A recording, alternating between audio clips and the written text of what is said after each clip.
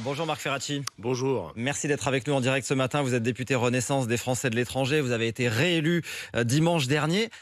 Première question d'abord pour savoir à qui on parle ce matin. Est-ce que vous êtes un député de la majorité ou un député de l'opposition ce matin? C'est une question évidemment centrale. On aura quelques éclaircissements dans les tout prochains jours. Vous savez que jeudi, nous allons élire la présidence de l'Assemblée nationale. Ça va déjà donner une première vision du rapport de force à l'intérieur de cette Assemblée.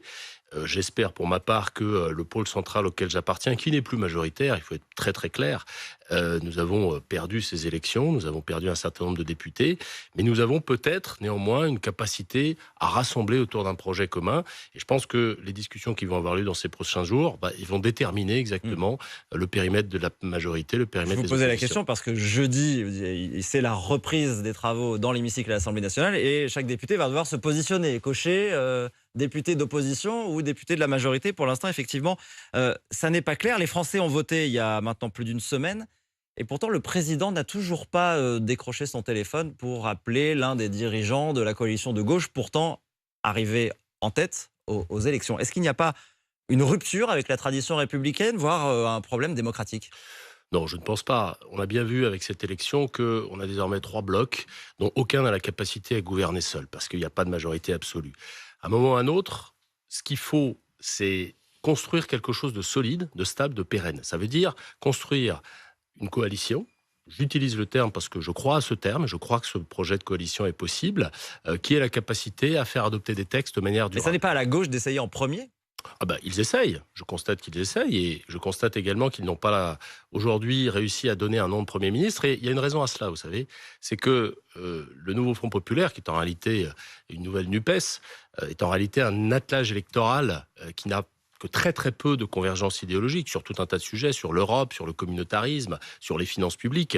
Eh bien, ils n'ont que très peu de points communs entre la France insoumise et le Parti socialiste. Et donc, c'est pas très étonnant qu'ils n'arrivent pas à se mettre d'accord. Pourquoi? Parce qu'en réalité, il y a un sujet de méthode. Avant de parler de personnes, il faut parler d'idées, il faut parler de projets. Moi, ce qui m'intéresse, vous me posiez la question en lançant notre séquence, qui pour gouverner la France? Je pense que la vraie question à se poser, c'est quelle vision, quelle ligne politique pour gouverner la France? Il faut commencer par mettre sur la table un certain nombre de sujets de discussion. Comment on améliore le pouvoir d'achat des Français? Comment on résout les problèmes de l'insécurité? Et ensuite, voir s'il y a des convergences possibles entre forces politiques sur ces sujets-là. Mais vous pensez encore que le camp présidentiel peut être au centre d'une nouvelle coalition, même après 2 défaites électorales successives? Écoutez, ça, l'avenir va le dire. On ne sera pas en position dominante. Là, il faut encore une fois le dire et le redire, parce que ces élections ont été, du point de vue du camp présidentiel, des élections qui nous ont fait perdre un certain nombre de Mais députés, vous de capitales comprendrez que ça politiques. puisse être complètement incompréhensible pour les Français d'envisager même qu'un Premier ministre ou que des ministres soient encore macronistes après Et ces élections. encore une fois, vous rentrez dans le sujet par des questions de personnes. Ce qui intéresse les Français, c'est qu'on résolve leurs problèmes. Vous savez, moi, je suis député des Ils veulent aussi Français de savoir Suisse. qui va les gouverner. Vous avez raison. Je suis député des Français de Suisse, un pays dans lequel le principe de coalition est un principe qui est parfaitement naturel, parfaitement admis, comme dans d'autres pays d'ailleurs, en Allemagne, dans les pays nordiques. On se met d'accord, on se met autour d'une table, et des gens qui ont des opinions et des convictions politiques très différentes, arrivent à trouver des voies de passage. Je pense que c'est à ça aujourd'hui qu'on est confronté. Je pense qu'il y a une attente des Français par rapport à ça. On nous a fait beaucoup grief ces dernières années de gouverner de manière trop verticale, de gouverner de manière, au fond, trop présidentielle dans l'esprit des institutions de la Ve République. Je pense qu'on a aujourd'hui une opportunité de gouverner, de légiférer différemment. Alors, légiférer différemment, discuter, négocier, c'est ce que vous dites, mais alors discuter avec qui? Emmanuel Macron a lancé un appel aux forces républicaines, mais sans en donner vraiment la définition. Le problème, c'est que dans votre groupe, au sein du camp présidentiel, vous n'avez pas tous la même définition. Alors, vous excluez tous LFI et le RN, mais alors, par exemple, Gérald Darmanin, lui, ne veut pas non plus discuter avec les écologistes. Vous, Non. vous discuteriez avec les écologistes? Oui, je discuterai avec les écologistes.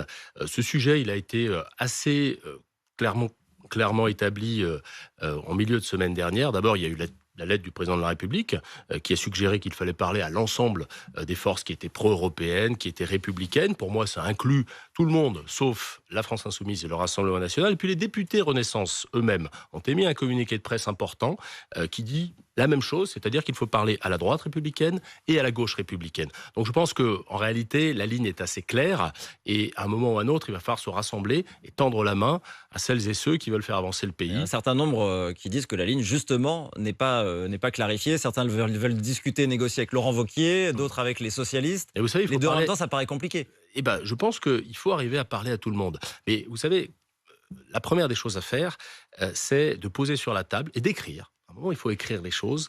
Eh bien, ce que l'on veut faire sur des grands thèmes. J'en ai parlé tout à l'heure, le pouvoir d'achat, l'insécurité. Je pense qu'on a tous des objectifs communs. Créer des emplois, améliorer la qualité de vie des Français. On n'a en revanche pas tous, dans les camps politiques, les mêmes méthodes pour y parvenir. Sur le pouvoir d'achat, il y en a qui veulent faire appel aux finances publiques et qui veulent, au fond, améliorer le pouvoir d'achat en dépensant de l'argent. Moi, je fais partie de ceux qui pensent qu'il vaut mieux renforcer le pouvoir de négociation des salariés dans les entreprises, par exemple.